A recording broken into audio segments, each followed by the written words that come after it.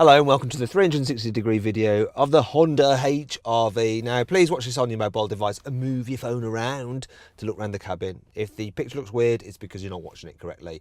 If you're on browser, there should be some cursor somewhere which you can drag to look around the cabin.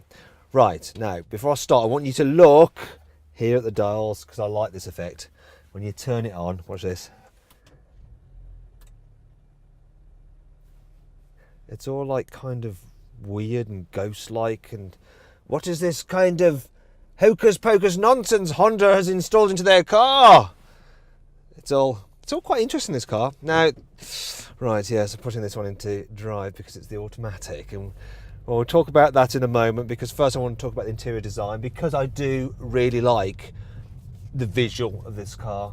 So how it looks, the layout, the way you've got this control panel down here, the screen there, everything's controlled through here, this central console there, it's all very swish. Like I said, those dials, the only thing that's completely out of sorts is this.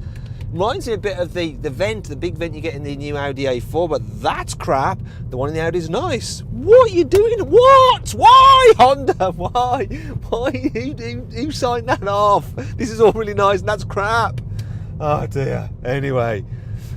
Now, another thing about the car is, generally, you know, for this class of vehicle, the quality is good. Honda quality is usually pretty good.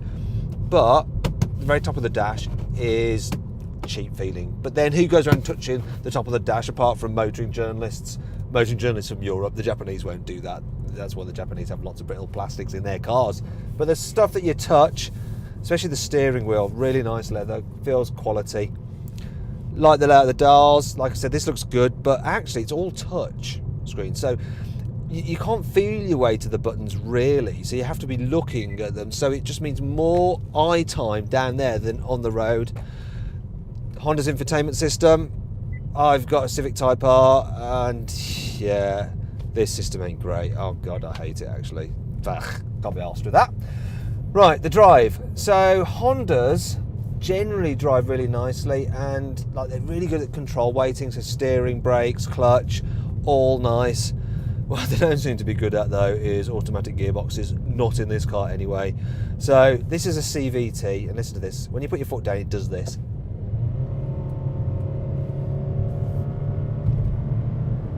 It's like some dying cow's last moo. It's like moo.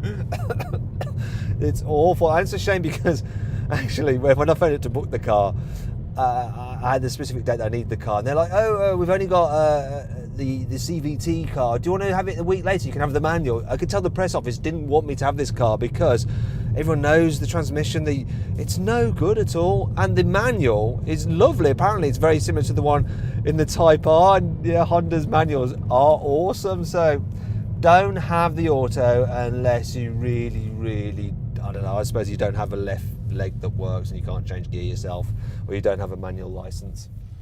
Now, other than that, it's generally quite nice to drive. It's comfy enough. It's a little bit noisy. Well, definitely noisy when you accelerate because of that dying cow once again. Visibility, well, you sit up higher than in a normal hatchback, so forward's good. Very fat A-pillar, I find, so more of a blind spot than in rival cars. V at the back's okay, but there is another, well, the big pillars at the back as well, so over the shoulder veers, pulling out of junctions or out of driveways, a little bit more awkward.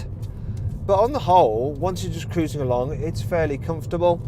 And, you know, I do like this panel, and it's got, I don't know if you can look down here using the 360, you got this kind of funny cup holder puzzle thing here, so you can alter the layout of the cup holder and stuff. And what? Hopefully I can get my hand back. Look at that. Quite a lot of development's gone into that. I wish they'd spent more time on the blooming automatic gearbox. It would have been more useful. But anyway, yeah, it's a nice car. It is quite a nice car. I can see that people will enjoy owning this, and obviously being a Honda, it should be super reliable as well. It shouldn't give you any trouble at all. Just a few things that let it down, like that gearbox, those vents, and the fact that this, while it looks great, isn't that easy to use, and of course the infotainment system, which, well, you could say that I should spend some time to learn it, but you shouldn't have to.